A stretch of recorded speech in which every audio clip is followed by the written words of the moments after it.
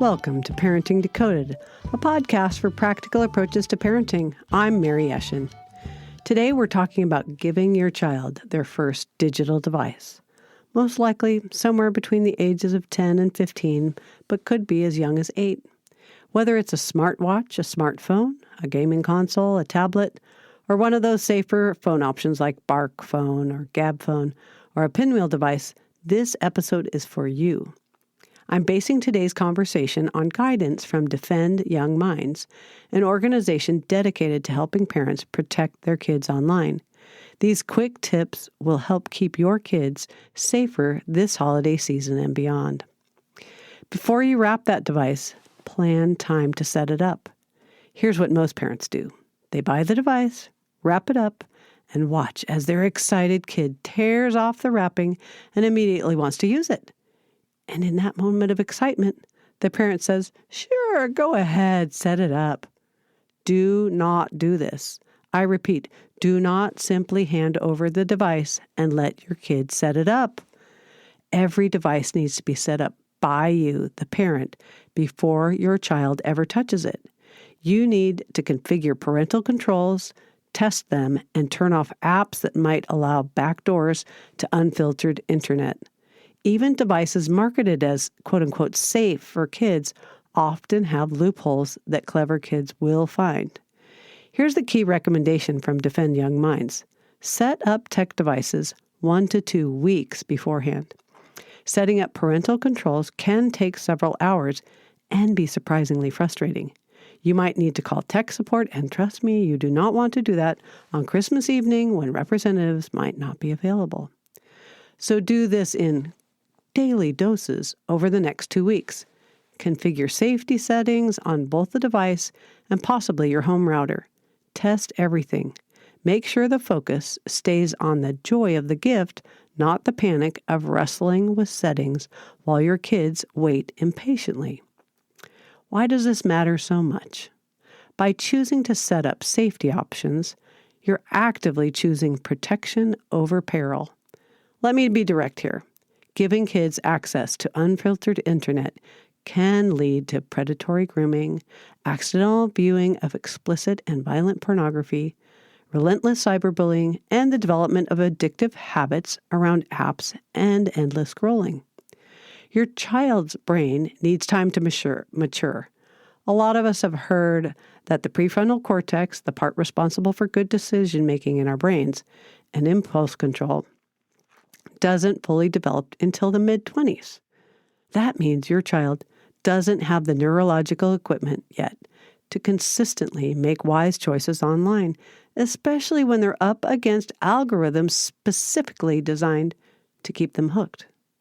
While there's no perfect protection, no system is foolproof, you can still have a powerful influence by ensuring their first steps into the digital world are safe, supervised, and aligned with your family's values. Here's something brilliant from Defend Young Minds. Give access instead of ownership. Think about the psychology here. When you're using someone else's device, you follow their rules. When you own something, you think you can make up the rules yourself. Your kids need to first understand they can use your device using your rules. When a child thinks, "This is my phone," they resist parental oversight. But when they understand from the beginning, "This is mom and dad's phone that I get to use," the dynamic is completely different. So, when you give the gift, make this crystal clear. "We're so excited to let you start using this phone. We own it, and we're trusting you to use it responsibly. That means we'll have access to it, we'll check it regularly, and we have some rules we need to go over together." The right way to do all this. So how do you actually do all this? Let me walk you through the proper approach. Purchase the device at least 2 weeks in advance. Unbox it privately when your kids aren't around. Create accounts by using your email address, not your child's. You should control the primary account.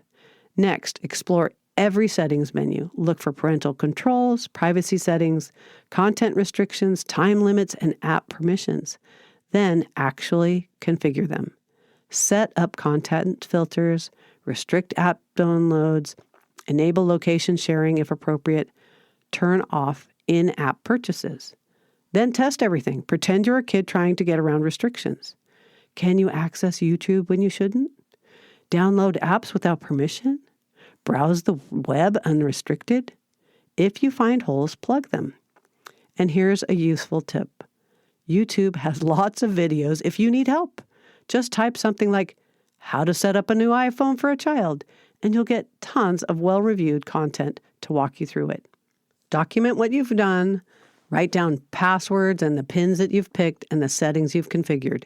You'll need this information later. If you get stuck, call tech support now, not on Christmas Day, and do this work in manageable chunks.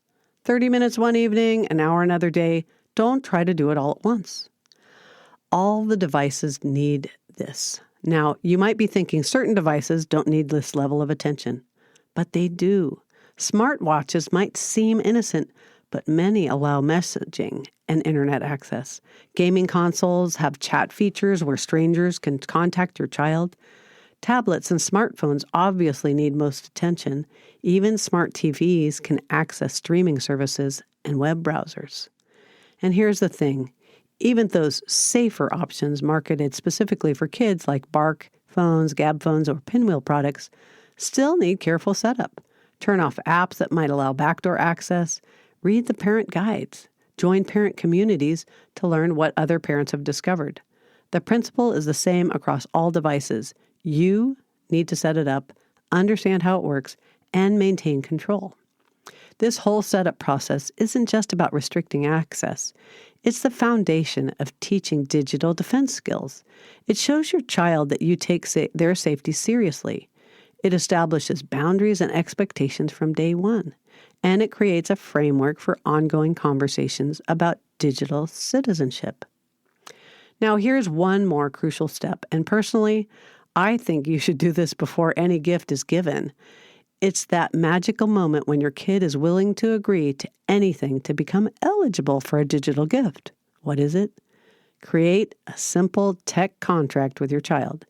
Sit down together and outline clear expectations in writing. Get agreement from everyone involved, and then all of you sign it. What should be covered in the contract? Defend Young Minds has 7 essential rules that they recommend. First, devices charge at the parent's bedside at night, never in the child's bedroom. I always add that no electronics should ever be in a child's bedroom or other private place like a bathroom. Never, ever, ever. No smart devices either. They should wake up using an old-fashioned alarm clock.